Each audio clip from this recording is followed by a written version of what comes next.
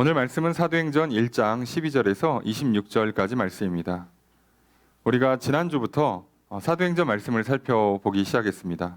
그리고 지난주에 사도행전 1장 1절에서 11절까지 말씀을 살펴보았습니다. 사도행전 말씀은 하나님께서 사도들에게 성령을 부어주셨고, 그래서 성령 충만한 사도들이 땅끝까지 복음을 전해서 교회가 세워진 역사가 기록된 일종의 역사서예요. 그런데 우리는 그 역사에 관심이 있는 게 아니라 결국 사도행전이 말하고 싶은 바도 어떻게 하나님께서 하나님의 교회를, 하나님의 나라를 세워가시는가. 그럼 그냥 무작정 하나님께서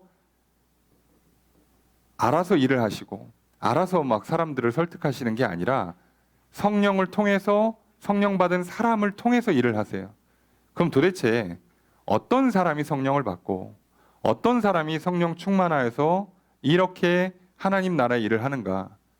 근데 우리는 이게 교회의 역사로 보고 있지만, 우리가 그동안 사무엘 상하서를 살펴볼 때도 말씀드린 것처럼 왕국의 역사인 것 같고 교회의 역사인 것처럼 보이는 모든 일들이 결국은 하나님 나라의 역사고요. 그게 개인의 역사에서부터 시작돼요. 하나님이 내 안에 오시는 것부터, 나를 성전 삼아주시고 나를 하나님 나라 삼아주시는 것부터 시작해서 이제 우리를 교회로 삼으시고 우리를 하나님 나라로 삼으시는 역사예요. 도대체 그 역사가 오늘은 또 어떻게 진행될 건지를 알려면 과거의 역사 가운데 하나님이 어떻게 하셨는가, 우리 이거에 관심이 있는 거죠. 그런데 우리가 하나님께서 어떻게 하시는가에 관심을 놓치다 보면 실제로 눈에 보이는 현상에만 집착을 하게 되죠. 그래서 모여서 기도했더니 성령 받았대. 자, 이러면 우선 열심히 모입시다. 죽으라고 한번 기도해 봅시다. 자, 이렇게 돼요. 그리고 그게 마치 맞는 것 같아 왔어요. 많은 한국 교회들이 그래 왔는데 참 표현이 그렇습니다만 모를 때 약간 그 얻어 걸린 느낌이 좀 강해요. 우리도 애들이 뭘 모르고 일을 해도 부모님이 그냥 괜찮아, 그리고 아이고 됐다 그러고 그냥 넘겨주시는 것처럼 그렇게 하셨단 말이에요. 왜 몇십 년 전에는 대단한 역사가 한국 교회에 있다가 왜 요즘은 덜할까요? 왜 한 100여 년 전엔 유럽과 미국에 정말 세계를 휩쓰는 성령의 역사가 있다가 지금은 또 덜할까요? 또 지금 또 다시 또 약간 유럽이나 미국 쪽에 불타오르는 것 같아요. 이게 또 뭐지? 왜 이렇지? 라고 생각해 보면 우리는 눈에 보이는 현상이 아니라 눈에 보이지 않는 하나님을 바라봐야죠. 이건 하나님의 역사잖아요. 교회의 역사이고 인간의 역사인 것처럼 보이지만 결국은 창조하시고 섭리하시는 건 하나님이시란 말이죠. 그럼 우리는 사도행전을 통해서 어떤 대단한 인물이 어떤 대단한 일들을 했는가, 어느 교회가 최고다, 이걸 보고 싶은 게 아니라 도대체 하나님께서 어떻게 일을 하시는가, 어떻게 하나님께서 구원의 역사를, 어떻게 개인의 변화, 개인을 성전 삼으시고 개인의 인생을 천국 같은 인생으로 만들어 가시는가, 어떻게 하나님께서 그들을 통해서 복음을 전파해서 그들을 모아서 교회를 만드시고 하나님 나라를 만들어 가시는가, 그리고 결국 우리의 궁극적인 목적지인 주님 다시 오셨을 때 어떻게 영원한 하늘나라에 어떻게 우리가 들어갈 수 있게 되는가, 이거에 대한 가장 다이나믹한 역사가 기록되어 있는 사도행전을 보는 거예요. 그래서 그 화려한 그 역사의 기록에 우리의 시선이 분산되지 않고 하나님께 집중을 할 필요가 있죠. 그런데 사도행전은요, 예수님께서 승천하시기 전에 사도들에게 마지막 말씀하신 것으로 그 사도행전의 역사가 시작돼요. 그런데 우리는 여기서 한 가지 중요한 걸 기억해야 되죠. 예수님께서 하신 말씀은 뭐라고요? 너희가 예루살렘을 떠나지 말고 아버지께서 약속하신 것을 기다려라예요.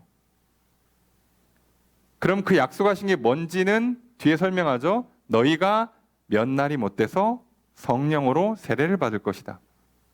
그러니까 하나님 아버지께서 예수님이 승천하신 이후에 예수님이 함께하지 못하는 걸 대신해주고 저들의 영혼을 붙잡아주고 저들을 인도해줄 보혜사를 보내주실 건데, 그게 성령님이라고 우리가 부르는 하나님의 영이 직접 내려오시죠. 근데 그걸 어떻게 받느냐?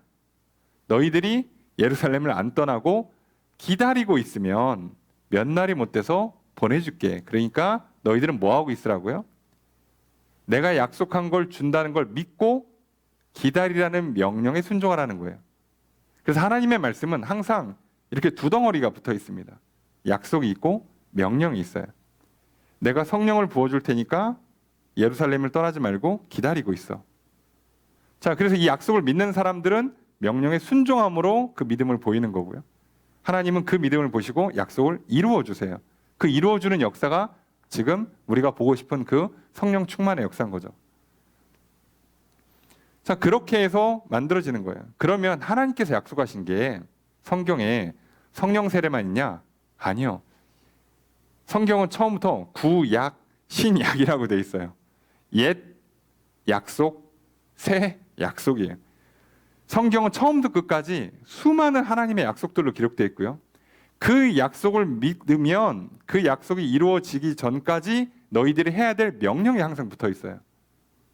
그래서 이 두 가지를 우리가 잘 기억해서 하나님이 어떤 약속을 주셨고 그 약속을 믿고 우리가 어떻게 그 믿음을 명령을 순종하러 보여주면 하나님 실제로 약속을 이루실 거예요. 자, 그 내용이 구약의 핵심이 결국은 메시아를 보내주겠다는 거고 신약은 그 메시아를 통해서 다시 영원한 하늘나라를 오게 만들어주겠다는 거예요. 그럼 그 사이에 우리는 너무 공백이 크잖아요. 저기 주님 다시 오시거나 내가 명을 다해서 하늘나라에 가거나 하기 전까지 그럼 어떻게 사냐고 이 땅에서. 매일매일 하루하루 어떻게 살까요? 우리는 여기에 궁금증이 생기는 거죠. 사도들도 마찬가지였을 거예요.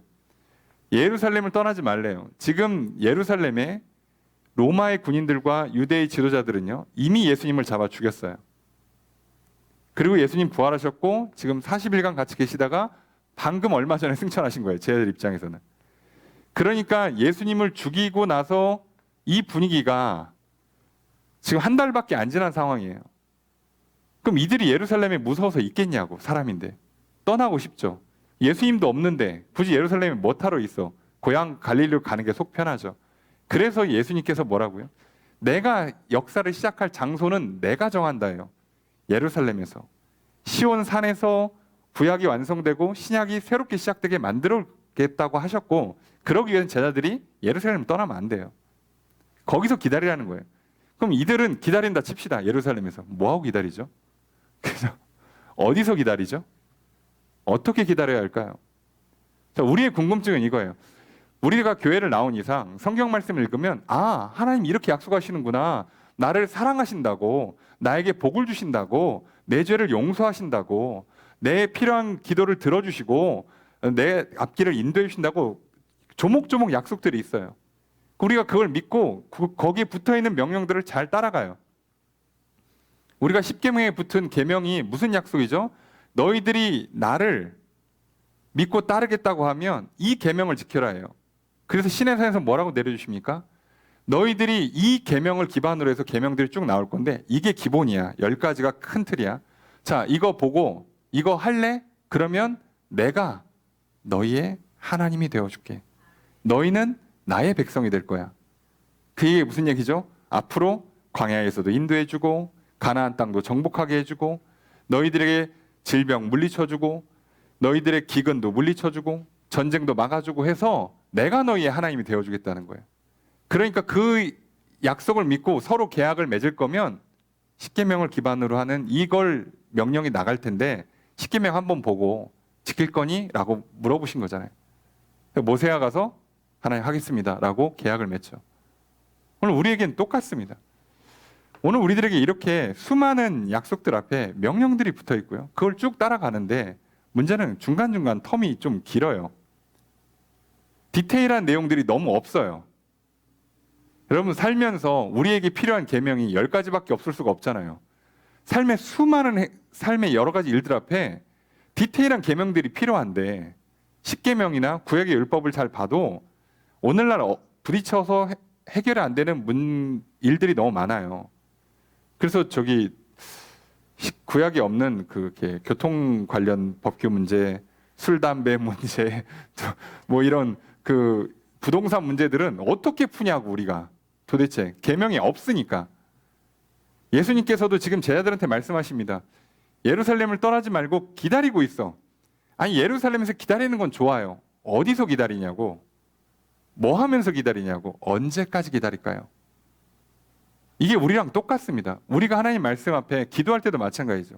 하나님께 기도를 들으신다고 약속하셨고 좋은 것으로 응답해 주겠다고 약속하셨으니 우리는 기도하라는 명령에 듣고 기도를 해요. 언제까지 할까요? 얼마나 하면 될까요? 우리 항상 여기서 어렵죠. 헷갈리죠. 그러다 보니까 사람들이 어떻게 됩니까? 항상 모르면 치우치기가 쉬워요. 양극단으로 치우칩니다. 그래서 어떤 극단으로 가냐? 한쪽은 뭘 해. 약속했으니까 알아서 응답해 주겠지. 그냥 손 놓고 가만히 있어. 자, 이렇게 가는 경우가 있어요. 이거를 정숙주의라고 부르고요. 이게 상당한 부작용을 만듭니다.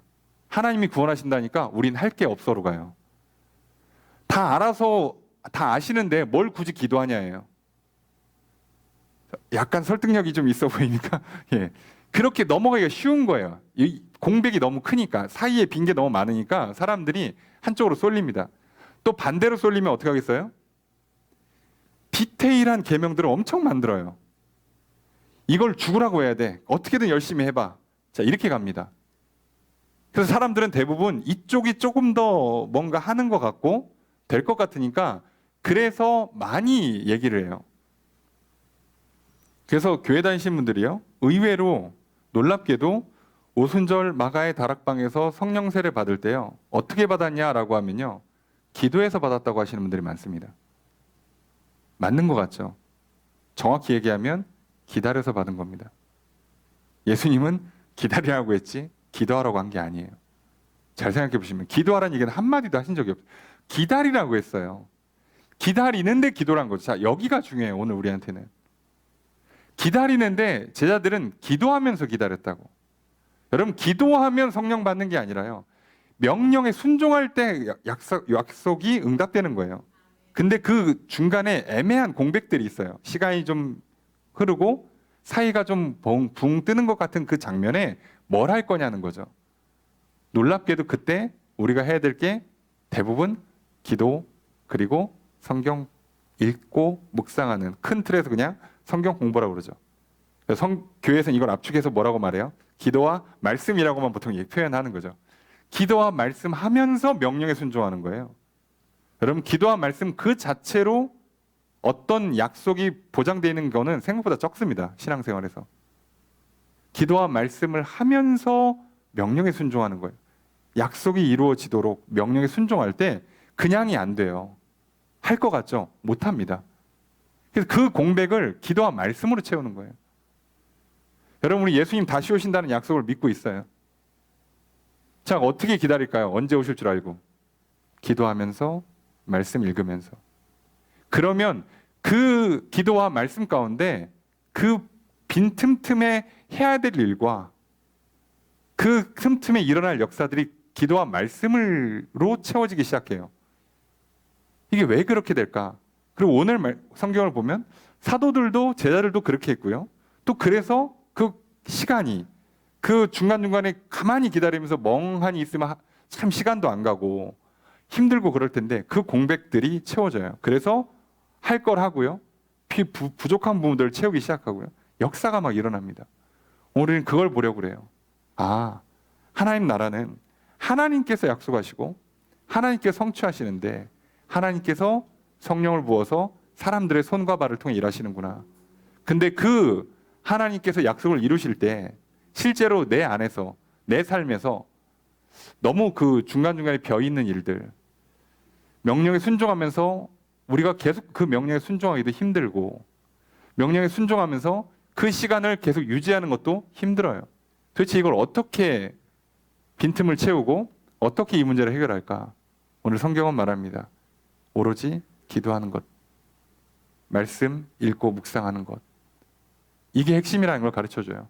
오늘은 과연 이 말씀을 통해서 도대체 어떻게 제자들이 그렇게 했는지, 그리고 그렇다면 오늘 내 삶에 내 안에 하나님의 약속이 이루어지고 내 안에 성전이 세워지고 내 안에 하나님 나라가 이루어지는 것도 똑같을 겁니다.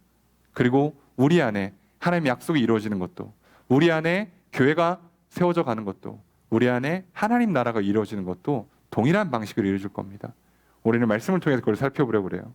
오늘 이 말씀을 또 읽고 듣는 저 여러분들 가운데 하나님께서 믿음을 더해 주시고 또 넘치도록 은혜를 베풀어 주시는 크신 은혜가 함께 있기를 주의 이름으로 축복합니다. 말씀을 좀 살펴보겠습니다. 12절 말씀 함께 읽습니다. 시작.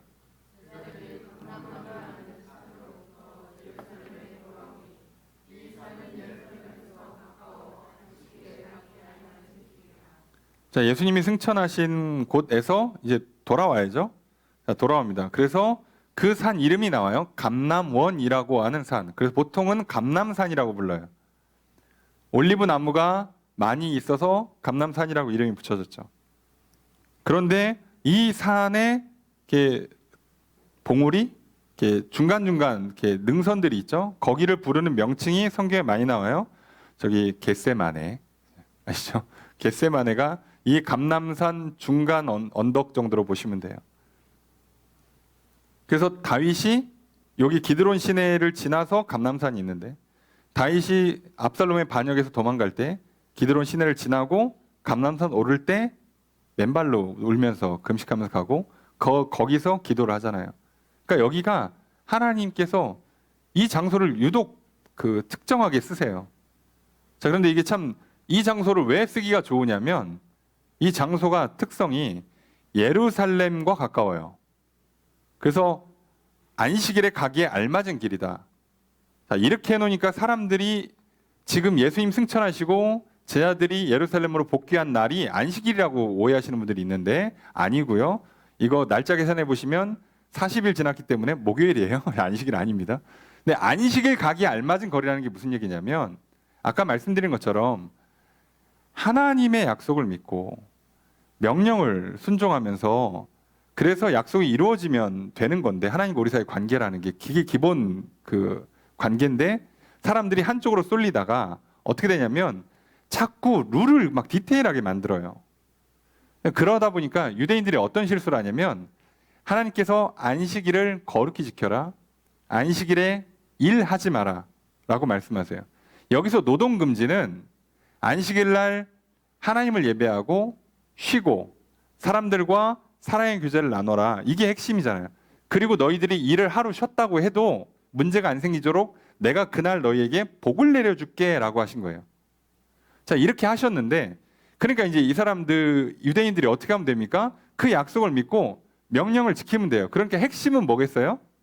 안식일에 일하지 말라는 건 목축이나 농사와 관련된 과수와 관련된 일을 하지 말란 얘기예요. 근데 이들이 어디까지 갔어요? 예수님 당시에 뭐라고까지 하죠? 소가 그 개울에 빠졌는데도 이걸 건지자 마냐로 고민해요. 일이 될까 봐. 이 정도로 극단적으로 치우치는 거죠, 사람이. 근데 이들이 어디까지 생각을 하냐면 안식일에 일을 어디까지 가냐면 너무 많이 걸어도 일한다고 생각하는 거예요. 많이 걸으면 안 돼. 그래서 이들이 정한 거리가 대충 어느 정도냐면요. 1km입니다. 1km. 그것도 다 이유는 있어요. 왜 1km 정도로 정하냐? 그게 이제 2000규빗을 기준으로 잡은 거거든요. 2000규빗은 사실 한 900m 조금 넘는데 왜 2000규빗을 잡냐? 그 출애굽하고 이스라엘 백성들이 광야 생활할 때 그 성막 중심으로 각 지파들이 둘러서 잡습니다. 그래서 금요일 날 이제 저녁이 되면 안 움직이겠죠. 이제 자리 텐트를 치면 절대 안 움직일 거예요. 그럼 이 사람들이 텐트를 치려고 조금씩 이동하면 가다가 뭉쳐서 가다가 조금씩 흩어져서 텐트를 쳐야 되잖아요. 주말을 보내야 되니까. 그러면 주말에 쉬어야 되고 안식일을 지켜야 되고 그 사이에 멈춰서 텐트를 쳐야 돼요. 그때 어느 정도 거리를 설정하냐면 성전을 중심으로 해서 성막에서 2000규빗을 넘어가지 말라고 돼 있어요. 자, 그러니까 이제 이 사람들은 이걸 기준으로 안식일날 일하지 말라고 그러니까 안식일에는 2000규빗 이상 걸으면 노동이에요. 일이 되는 거예요. 이렇게 해석합니다. 현대의 근본주의 유대인들도요. 안식일에 일을 안 하려고 아시죠? 가스불을 켜질 않습니다. 지금도 동시대에 가스불을 안 켜고요. 엘리베이터 버튼을 안 누릅니다. 노동이 돼요. 자, 왜 그렇게 생각하는지 모르겠는데 노동이라고 생각해요. 부자들은요. 안식일에 그 일을 해주는 사람을 고용을 한다고 그래요. 심지어 그렇게까지 한답니다. 노동이 될까봐. 그러면 그 명령을 어기면 하나님이 복 주겠다는 약속이 안 이루어질까봐. 그 정도로 가는 거예요. 사람이 이렇게 치우치면 이렇게 됩니다. 그래요. 그런데 그 정도로 하고 있었어요. 그러니까 예수님이 오셔서 얼마나 많은 걸 뒤집어 놓은지 아시겠죠. 그리고 왜 유대인들이 그토록 극렬하게 반대하고 죽이고 싶을 만큼 미워했는가 이해가 되시죠? 본인들의 그 삶을 부정해야 돼요. 인생 전체를 부정해야 돼요. 그 정도로. 근데 예수님 말씀하시잖아요. 너희들이 나를 따르려면 자기를 부인하고 십자가를 져라. 근데 그게 안 됐던 거죠. 그게 싫었던 사람들이죠. 그래서 자기를 죽이지 않고 예수를 죽였죠. 그러니까 예. 이게 안타까운 일이에요. 근데 이렇게 되는 겁니다. 그래서 거리까지 딱 맞아요. 그래서 예수님도 그냥 그 당시에는 여기를 주로 사용하셨고 여기서 한 거예요. 자, 그래서 이제 제자들은 그러거나 말거나 요 정도 거리라는 거예요. 이렇게 설명을 해놓고 여기서 이제 예루살렘 돌아옵니다. 돌아오니까 여기 이제 13절에 보면 들어와서 그들이 유하는 다락방으로 올라가요. 성경은 이렇게 써 있지만 이 원문을 직역하면요. 그들이 유하는 그 다락방이라고 돼 있어요. 그러니까 정관사를 붙입니다. 그러면 정관사 붙인다는 얘기는 뭐예요? 딱 대명사가 됐다는 얘기죠. 제자들이 우리 예루살렘에서 어디로 모일까 그러면 거기 하면 다 알아요. 그게 어디겠어? 마가의 다락방이죠. 그때부터 항상 거기서 모였던 거예요. 그러니까 제자들도 예수님이 예루살렘을 떠나지 말고 기다리고 있어 그러면 우리 예루살렘에서 어디서 모이지? 그러면 거기예요. 사실 다 알아요. 우리도 생각해 보면 우리가 하나님 말씀을 믿고 명령에 순종하기로 결단하고 순종하기 시작하잖아요. 그러면 뭐 할지 대부분 다 아십니다. 어떻게 할지 모르겠어요. 신앙생활이 너무 헷갈리기도 하고 어렵습니다 하면 사실 좀 생각을 해보셔야 돼요. 왜요? 믿고 따르겠다고 하는 사람들은 생각보다 안 어렵습니다. 뻔해요. 할 게 뻔하거든. 모일 장소가 명확해요. 모를 수가 없습니다. 그리고 이들이 모여요. 거기다가 함께 모입니다. 14절 함께 읽습니다. 시작.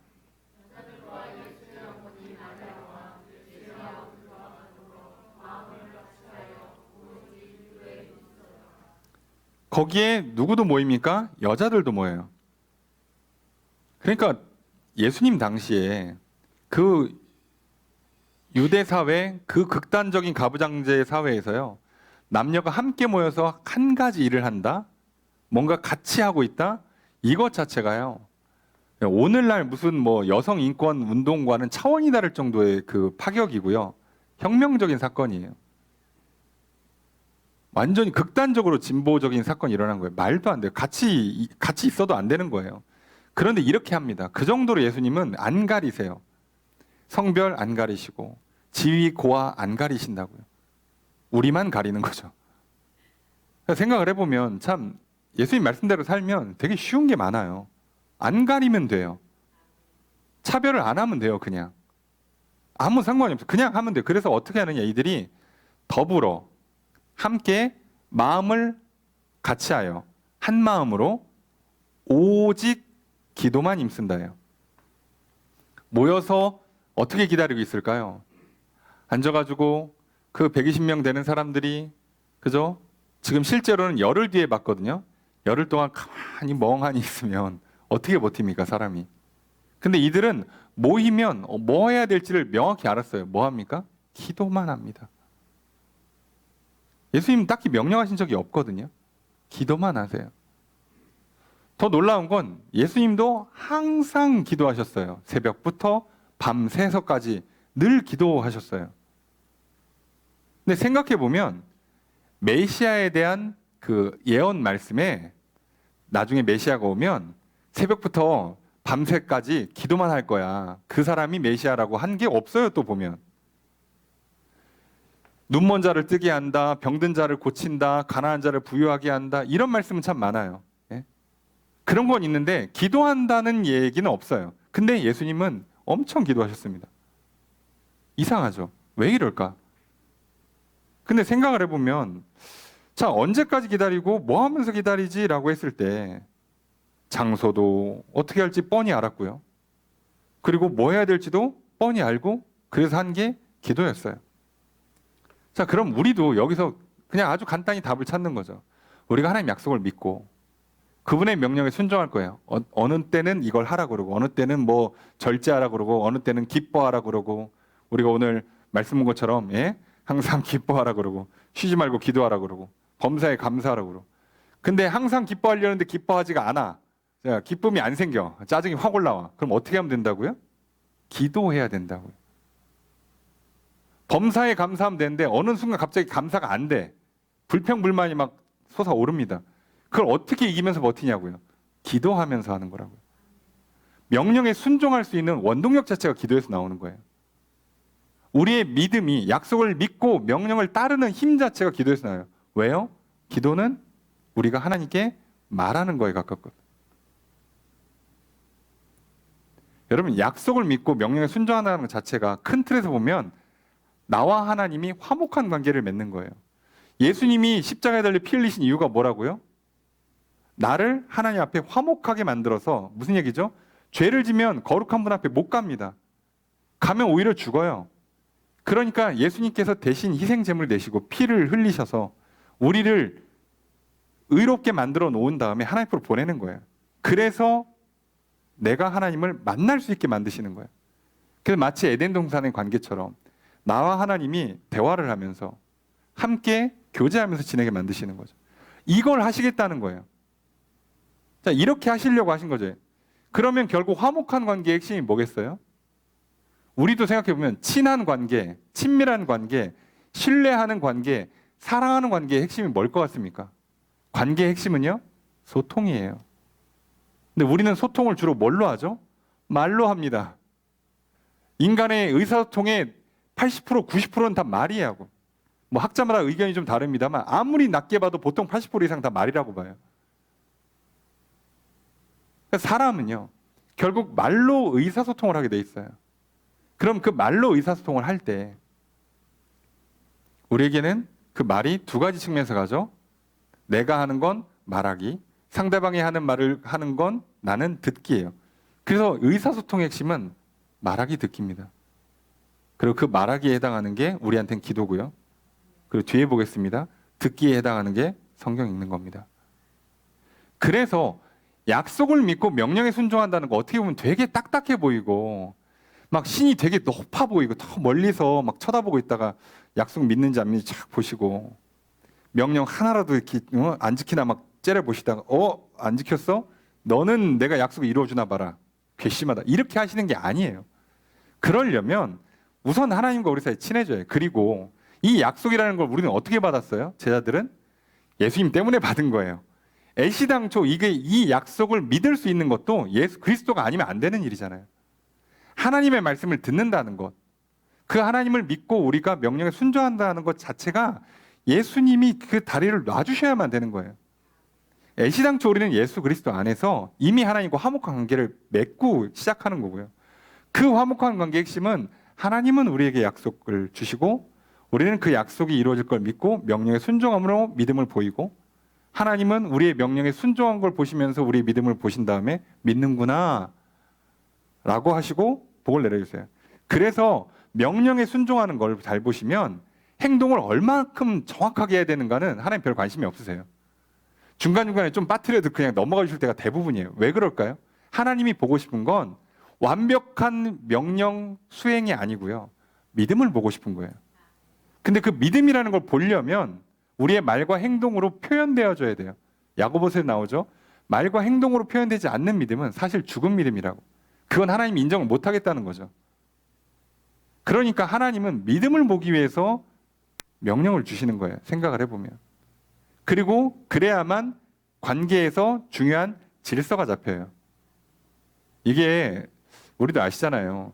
그 손자 손녀들 이쁘다 그러면 그 할아버지 상투에 오른다고 옛말에 그럴 수밖에 없어요. 부모님이 막 요즘은 뭐 얘기하죠. 친구 같은 부모 그래 프렌디 그래가지고 예 친구 같은 아빠, 친구 같은 엄마인데 그러면 나중에요 친구처럼 멱살 잡고 싸웁니다. 이게 좋은 게 아니에요. 그러니까 어느 정도 친밀함도 필요하지만 질서가 있어야 된단 말이에요. 그러니까 하나님과 우리 사이에 화목한 관계도 중요하지만 그렇다고 우리가 하나님을 이렇게 너무 만만하게 막대할 수는 없잖아요. 그래서 룰도 필요해요. 그러니까 이게 약속과 명령이요. 정말 놀라운 하나님의 지혜입니다. 복을 주시는데 그냥 안 주고요. 그리고 확실하게 믿음의 관계, 사랑의 관계를 맺으시고요. 그리고 하나님은 우리 사이에 정확한 그 질서 부여를, 관계 설정을 명확히 하시는 거예요. 너무 좋죠. 그러니까 우리는요, 안전한 울타리 안에 들어와서 마음껏 뛰놀 수 있는 거예요. 이런 엄청난 복을 주세요. 그리고 우리가 그곳을 처음에 하나님 창조했을 때 에덴 동산이 그랬던 거고요. 그리고 예수 안에서 이제 우리가 우리 안에 성전을, 천국을 회복하는 거고, 장차 영원한 하늘나라를 소망하는 거예요. 그 중간 단계에 교회에서 천국을 맛보면서 사는 거잖아요. 우리는 그러려고 하는 거죠. 자, 그래서 결국 핵심이 뭐라고요? 그래서 이 대화에서 화목한 관계의 핵심이 의사소통이고, 의사소통을 말로 해야 되고, 우리 입장에서 먼저 해야 되는 건 말하기예요. 그래서 그래야만 명령을 계속 순종할 수 있는 힘이 있어요. 여러분, 우리도요, 일하다 보면 아시죠? 혼자 일하는 게 속은 편한데요, 외롭습니다. 그러니까 일도요, 옆에 사람이랑 같이 그냥 주저리 이렇게 이야기하면서 일해야 시간도 잘 가고 재미도 있어요. 굉장히 의미 있는 대화 아니어도 돼요. 그냥 어제 뉴스 본 얘기, 드라마 본 얘기, 그냥 뭐 정확하지도 않아. 그냥 대충 그냥 뭐라고 얘기해도 뭐 그런가 보다 하고 그냥 그렇게 해도요, 그것만으로도 우리는 이 옆에 사람과 친밀감을 느낀다니까요. 그것만으로도. 여러분, 많은 사람들이 기도 어떻게 하냐고 물어보시죠. 근데 성경 보니까 기도를 안 가르쳐 주죠. 그냥 샘플로 주기도문만 가르쳐 줬지 다른 거 딱히 안 가르쳐 줘요. 왜요? 뭘 가르쳐 줄 필요가 없어요. 친하게 지내는데 뭐 말을 가르쳐 줘. 화법이 왜 필요합니까? 그냥 말하다 보면 둘 사이에서 알아서 그 말하는 스타일이 나와요. 그래서 우리도요, 살다 보면 내가 부모 대할 때, 부부 대할 때, 자녀 대할 때, 직장 동료 대할 때, 선배 대할 때, 후배 대할 때 말하는 화법이나 말투가 다 바뀝니다. 왜요? 그 사람과 관계 설정이 다 다르거든요. 하나님을 만나는 사람들의 기도하는 방식이요, 전부 다를 수밖에 없어요. 그게 맞는 거예요. 여러분, 근데 아까 말씀드렸지만 극단적으로 치우치면요, 이걸 통일시켜 버립니다. 그래서 약간 이단성이 있거나 이단일수록 기도마저 통일시켜 놔요. 그리고 다른 종교들은 심지어 어떻게 하는 거 아시죠? 자유기도. 우리는 보통 즉흥 기도라 그러죠. 그냥 기도하잖아요. 그런데 다른 종교들 잘 보시면 즉흥적으로 기도를 못하게 하고요, 대부분 기도문 외우게 합니다. 기도문을 외우게 한다고요. 불교나 천주교는 묵주 돌리죠. 기도문 외우는 거예요. 그게 그냥 기도문 외우는 겁니다. 내가 기도하면 안 돼요. 아예 못하게 만들어요. 말 실수할까 봐. 어떤 개념인지 아시겠습니까? 그러니까 얼마나 극단적으로 사람들이 치우쳐 가는지. 예수님이 아무리 정답을 잘 가르쳐 줘도 이런 문제가 계속 생겨요, 우리 인생에서. 오늘날 또 똑같은 문제가 반복되고 있을 뿐이에요. 아쉽죠? 근데 제자들은요, 그런 실수 안 하고 참 다행히도 잘해요. 그래서 그냥 기도합니다. 여러분, 그러니까 우리는요, 여기서 한 가지 힌트를 얻었죠. 약속을 믿고 명령에 순종한다. 하나님과 화목한 관계를 맺으면서 내 안에 성전이 만들어지고 내 안에 천국 같은 인생이 펼쳐지고 우리 안에 교회가 세워지는 비결이 뭘까? 명령에 순종하면 살아야 되는데, 그래서 하나님이 그 약속을 이루어 주셔서 진짜 성령 부어주시고 진짜로 막 사랑 충만하게 채워주시고 복에 복을 더해주시고 하셔야지 진짜 내 안에 평안이, 천국이 이루어지는데, 그 사이에 우리는 기도하면 됩니다. 그냥 내가 봐도 뭔 소리인지 모르겠어도 그냥 하세요. 괜찮습니다. 설마 하나님께 뭐 욕하진 않으실 거잖아요. 괜찮습니다. 그리고 모르겠으면 그래도 기도문 샘플 하나 주셨어요. 주기도문. 보시고 요게 가이드라인이구나라고 보시고 그냥 따라 하십시오. 자, 그러면 여기가 끝이냐? 우리만 말하면 되냐? 안 돼요. 당연히 우리도 소통의 핵심, 말하기 듣기죠. 들어야겠죠. 그래서 듣는 역사가 일어나는데, 이게 성경에는 성경을 읽었다, 묵상했다, 연구했다는 표현이 명시가 안 돼 있으니까 사람들이 헷갈려합니다. 오늘 말씀 한번 볼까요? 15절 읽습니다. 시작.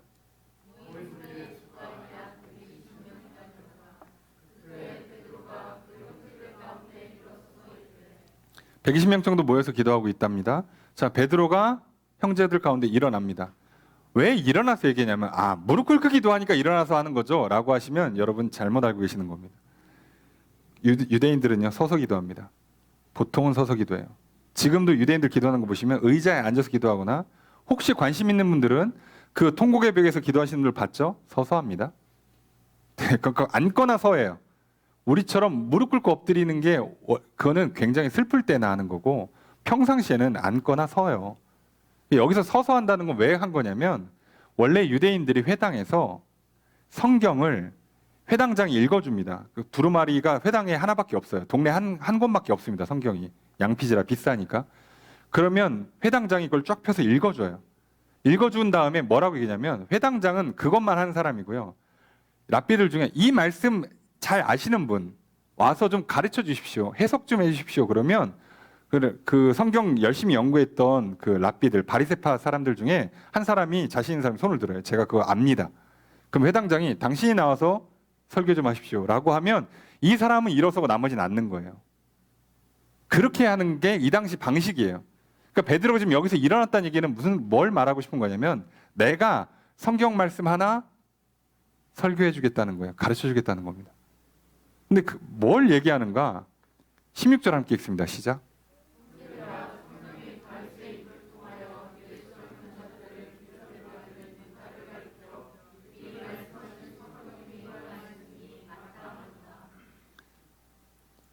베드로가 뭐라고 지금 얘기를 하냐면 형제들아 성령이 다윗의 입을 통해서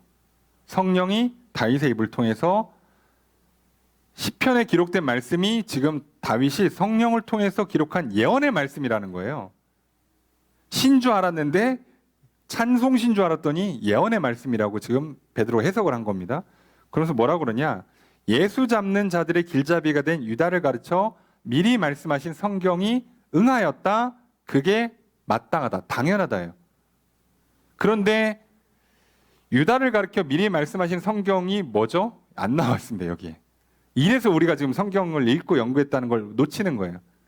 자, 이거 잘 보시면 요 내용이 어디에 나오냐? 예수님이 먼저 말씀하세요, 이거를. 이 시편 말씀을. 여러분, 이 성령이 다윗을 통해 예언하신 말씀 시편 41편 9절 말씀입니다. 뭐라고 기록되어 있냐? 내가 신뢰하여 내 떡을 나눠 먹던 나의 가까운 친구도 나를 대적하여 그의 발꿈치를 들었나이다. 이게 지금 다윗이 자기 도망 다닐 때 배신한 사람에 대한 하소연하는 그 찬송 구절인 줄 알았더니 이게 지금 성령이 다윗을 통해서 장차 예수님의 제자 중에 하나가 배신할 걸 예언한 구절이라는 거예요. 우리가 볼 땐 너무 많이 나간 거 아닌가? 이렇게까지 해석하면 너무 과한 거 아닌가 싶죠? 그럴 리가 없죠. 이걸 예수님이 먼저 말씀을 하셨습니다. 그 요한복음 13장 18절 19절에 보면 이렇게 기록되어 있어요. 내가 너희 모두를 가리켜 말하는 것이 아니니라. 나는 내가 택한 자들이 누구인지 알미라. 그러나 내 떡을 먹는 자가 내게 발꿈치를 들었다 한 성경을 응하게 하려는 것이니라. 지금부터 일이 일어나기 전에 미리 너희에게 일러둠은 일이 일어날 때에 내가 그인 줄 너희가 믿게 하려 함이라. 예수님이 먼저 이 시편 말씀을 들어서 지금 이게 지금 막 다락방에서 성만찬하기 전에 하신 말, 발 닦아 주시고 성만찬하기 전에 하시는 말씀이에요. 이 시편의 말씀이 이루어질 거야. 내가 이걸 왜 미리 얘기하냐면 그러고 나면 니들이 내가 진짜 메시아라는 걸 알게 될 거야 라고 하셨어요. 그땐 당연히 제자들이 못 알아듣죠. 못 알아듣고 있다가 지금 기도하고 성경 보는데 알아듣게 된 거예요. 아, 시편 41편 9절 말씀이 유다를 예언한 말씀이 맞구나. 예수님이 그래서 이걸 들었은 거구나를 알았어요. 이렇게 기도하고 성경 공부할 때 하나님께서 성경의 참뜻을 알려주신단 말이에요. 자, 그럼 이걸 알면 이제부터 연쇄적으로 알게 돼요. 그래서 17절에 보니까 이 사람이 12제자 중에 한 사람이었잖아요. 그리고 이제 뭐 스스로 생을 마감했습니다. 그리고 나서 20절 함께 읽습니다. 시작.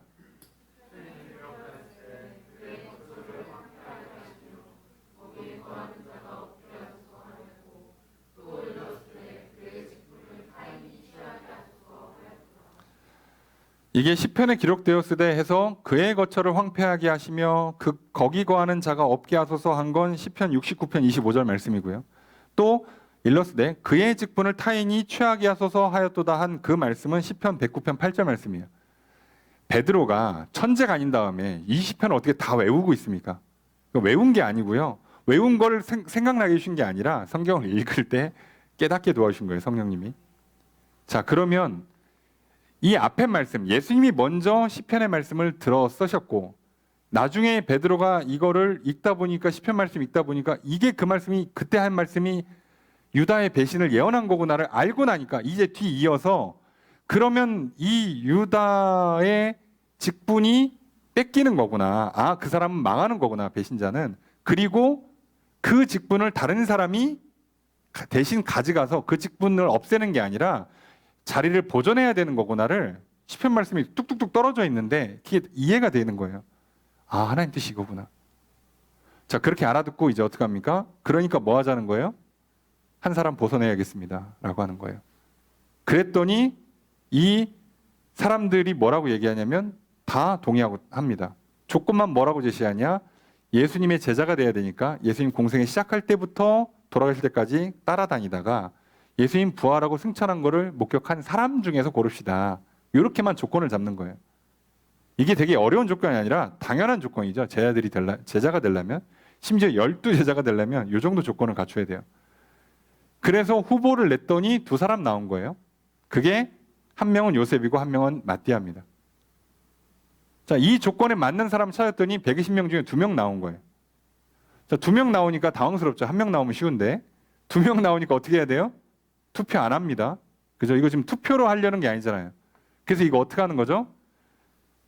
자, 그래서 이거를 어떻게 합니까? 뽑아야 되니까 기도합니다. 기도한다고요. 자, 지금 이 과정 자체가 기도하고 말씀 읽다가 한 거예요. 자, 그럼 이 사람들은 기도하고 어떻게 할까요? 이 문제를 말씀대로 풀겠죠. 그래서 성경에 모를 때 하나님의 뜻으로 진행할 때는 무조건 뭐 합니까? 제비 뽑습니다. 그래서 기도하고 제비 뽑아요. 그래서 뽑았더니 누가 뽑혔어요? 마띠아가 뽑힙니다. 근데 우리 입장에서는요, 마띠아도 잘 모르고요, 요셉도 잘 몰라요. 성경의 기록상 보면 이 사람들이 꽤나 대단한 활동을 했던 걸로 파악이 돼요. 역사의 기록들을 보면. 그런데 성경은 관심 갖지 않습니다. 말씀드렸잖아요. 사도행전의 역사는 하나님이 위대한 인물과 위대한 사건을 기록하는 게 목적이 아니었어요. 하나님의 나라예요. 하나님의 뜻이 어떻게 이루어지는가를 보여주려고 하신 거죠. 이렇게 끝난 거예요. 자, 그러면 이제 우리는 여기서 그동안 예수님께서 성령을 보내주신다고 하신 말씀에 참 의미를 깨닫게 돼요. 무슨 얘기냐? 요한복음 14장 26절에 보면 보혜사 곧 아버지께서 내 이름으로 보내실 성령 그가 너희에게 모든 것을 가르치고 내가 너희에게 말한 모든 것을 생각나게 하리라. 성령님을 보내주는 가장 큰 이유가 바로 말씀을 읽을 때 또는 예수님이 하신 말씀, 우리는 신약성경이 있으니까 괜찮지만 제자들은 아직 성경을 쓰기도 전이에요. 그러니까 생각나게 해줘야 돼요. 그러니까 우리는 그냥 신약성경을 읽으면 됩니다. 구약과 신약성경을 읽을 때 그 말씀을 생각나게 또는 깨닫게 해주시겠다는 거예요. 그 다음으로 그 말씀을 할 수 있도록 지혜를, 용기를, 특별한 은사들을 주겠다는 거예요.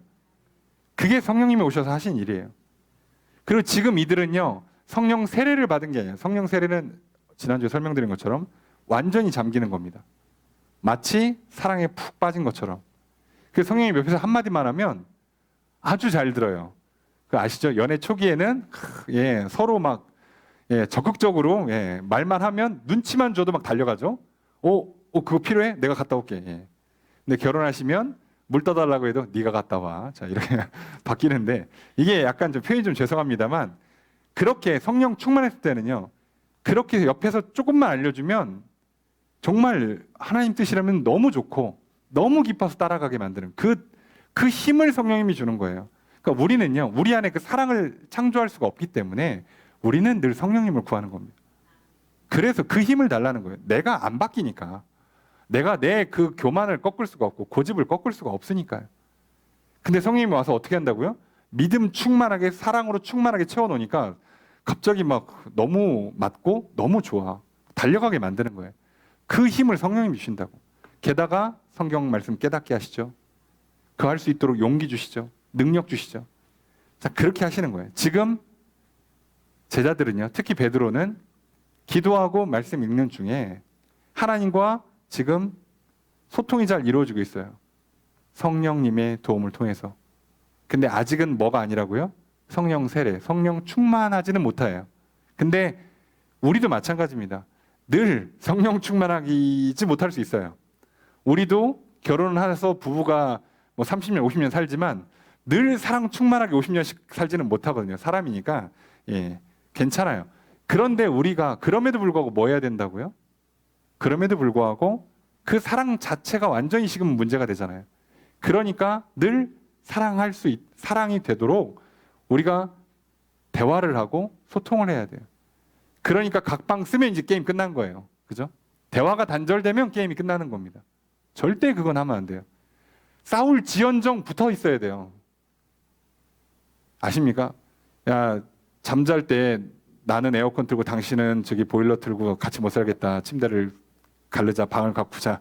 예, 코를 골아서 같이 못 있겠다. 괴롭고 힘들어도요.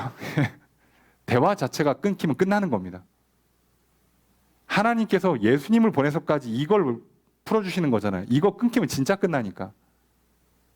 그래서 오늘 우리에게 진짜 중요한 거예요. 아, 왜 제자들이 하나님의 그 약속이 이루어지도록 명령을 순종할 때, 믿음을 보여줄 때, 왜 가만히 그냥 있으면 될 거를 굳이 기도하고, 굳이 성경을 읽고, 그래서 굳이 뭔가 그것 때문에 일을 중간에 더 할 일을 하고 그렇게 뭔가 이렇게 사는가? 이게 하나님과 우리 사이의 관계의 가장 중요한 핵심입니다. 하나님과 우리가 화목한 관계를 유지하는 비결, 소통의 비결이고요. 그거는 조금만 확장시키면 인간관계도 똑같습니다. 가정에서, 교회에서도 똑같다고요. 아유, 저 사람은 마음에 안 들어. 아유, 됐어, 말 안 할래. 그럼 끝난 거예요. 그런 마음이 들 때마다 우리는 어떻게 한다고요? 기도하고 성경 읽는 거예요. 배우자에 대한 사랑이 식었어요? 실망이 듭니까?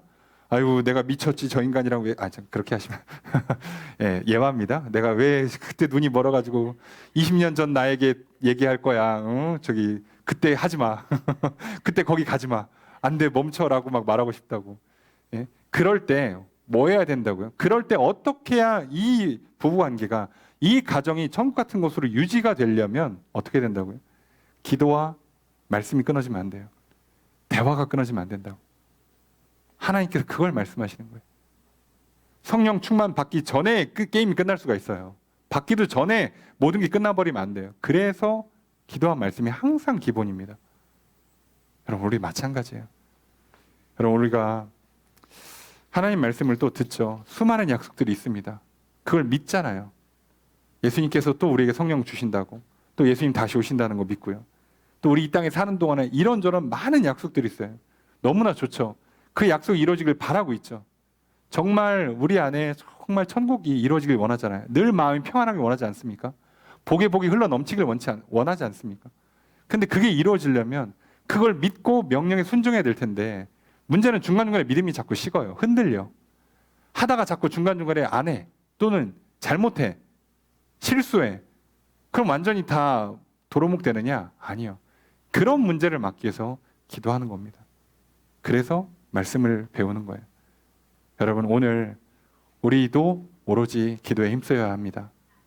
오로지 기도에 힘쓰는 저 여러분 되시길 주님 축복합니다. 늘 성경을 읽고 묵상하십시오. 성경 배우기를 힘쓰십시오. 늘 말씀을 읽고 묵상하는 가운데 하나님의 뜻이 깨달아지는 성령의 도움이 있기를 주님 축복합니다. 여러분, 그러니까 아침에 일어나시면 기도하시고요. 틈틈이 기도하시고요. 식사 전에 기도하시고요. 잠들기 전에도 기도하시고요. 뭐 여러분 기도에 참석할 수 있으시면 참석해서 또 기도하시고요. 늘 깨어 기도하시길 주님 축복합니다. 여러분, 성경 읽고 묵상하시고요. 뭐 아침에 일어날 때 묵상하셔도 좋고요. 예, 길 가다가 성경 어플 틀어서 들으셔도 좋고요. 수요 성경 공부에 참여하셔도 좋고, 온라인으로 들으셔도 좋고, 어떻게든 하십시오. 뭐 성경 통독하셔도 좋고요. 성경 필사하셔도 좋습니다.